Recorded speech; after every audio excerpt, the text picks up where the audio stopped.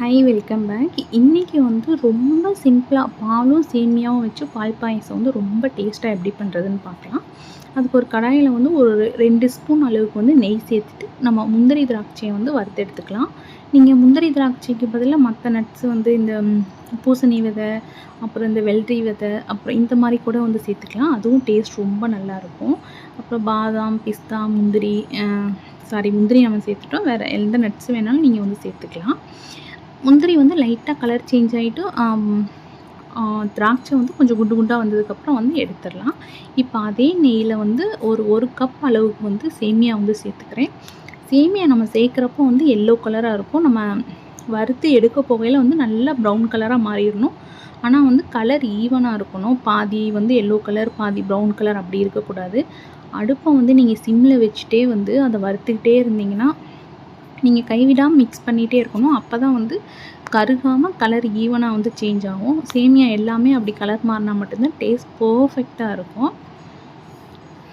இப்போ ஒரு பாத்திரத்தில் வந்து ஒரு 1/2 லிட்டர் அளவுக்கு வந்து பால் சேர்த்துக்கிறேன். 3/4 லிட்டர் அளவுக்கு வந்து தண்ணி சேர்த்துக்கோங்க. 1/2 லிட்டர்லேருந்து 3/4 லிட்டர் அளவுக்கு வந்து தண்ணி சேர்த்துக்கோங்க. இப்போ இது நல்லா வந்து கொதித்து பொங்க வரைக்கும் வந்து நல்லா மிக்ஸ் பண்ணி விட்டுட்டே இருங்க. இல்லைன்னா லைட்டாக அடிப்பிடிக்கிற மாதிரி இருக்கும். அதனால் நல்லா மிக்ஸ் பண்ணி விட்டுட்டே இருங்க. நல்லா பொங்கி வரட்டும். தண்ணி ரொம்ப சேர்த்துற வேண்டாம், ரொம்ப கம்மியாகவும் சேர்த்துற வேண்டாம். 1/2 லிட்டர் பால் சேர்க்கணுன்னா 3/4 லிட்டர் அளவுக்கு வந்து தண்ணி சேர்க்கலாம். இப்போ பால் வந்து நல்லா கொதிச்சிட்ருக்குது. கொதிச்சதுக்கப்புறம் வந்து நீங்கள் வறுத்து வச்சுருக்கீங்களே சேமியா, நெய்யில் வறுத்து வச்சுருக்க சேமியாவை வந்து சேர்த்துக்கோங்க.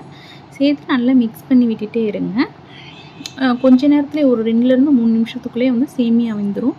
ரொம்ப வேகணும்னு இல்லை, ஒரு 70% வந்தாலே போதும். சேமியா அப்போ தான் வந்து நம்ம குடிக்கிறப்போ வாயில் இடையில கடிப்படும். இல்லைன்னா டேஸ்ட் ரொம்ப வெந்துருச்சுன்னா சேமியா டேஸ்ட்டே வேறு மாதிரி ஆயிரும்.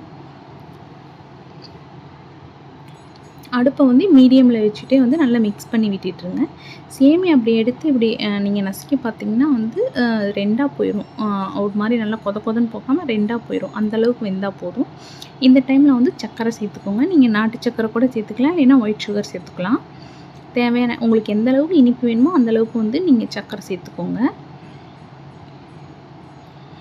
இந்த டைமில் வந்து சர்க்கரை செக் பண்ணிடுங்க. சர்க்கரை பத்தலைன்னா கூட சேர்த்துக்கோங்க. அடுப்பு வந்து மீடியம்லேயே இருக்கட்டும். நீங்கள் கொஞ்சம் பெரிய பாத்திரமாக கூட வச்சுக்கோங்க. இப்போ வந்து பால் பாயசம் ஓரளவுக்கு நல்லா ரெடி ஆயிடுச்சு. இப்போ 3/4 ஸ்பூன் 1/2 ஸ்பூன்லேருந்து 3/4 ஸ்பூன் அளவுக்கு வந்து ஏலக்காய் பவுடர் வந்து சேர்த்துக்கிறேன். லாஸ்ட்டாக வந்து ஒரு ஸ்பூன்லேருந்து 2 ஸ்பூன் அளவுக்கு நெய் சேர்த்துட்டு நல்லா மிக்ஸ் பண்ணி விட்டுருங்க. அவ்வளோதான், பால் பாயசம் வந்து ரெடி ஆயிடுச்சு. லாஸ்ட்டாக நீங்கள் வறுத்து வச்சுற முந்திரி திராட்சைலாம் வந்து சேர்த்துக்கோங்க. ஏலக்காய் சேர்த்ததுக்கப்புறம் வந்து அடுப்பை ஆஃப் பண்ணிடுங்க. இல்லைன்னா அடுப்பை ஆஃப் பண்ணிவிட்டு கூட வந்து நீங்கள் ஏலக்காய் பவுடர் வந்து சேர்த்துக்கலாம்.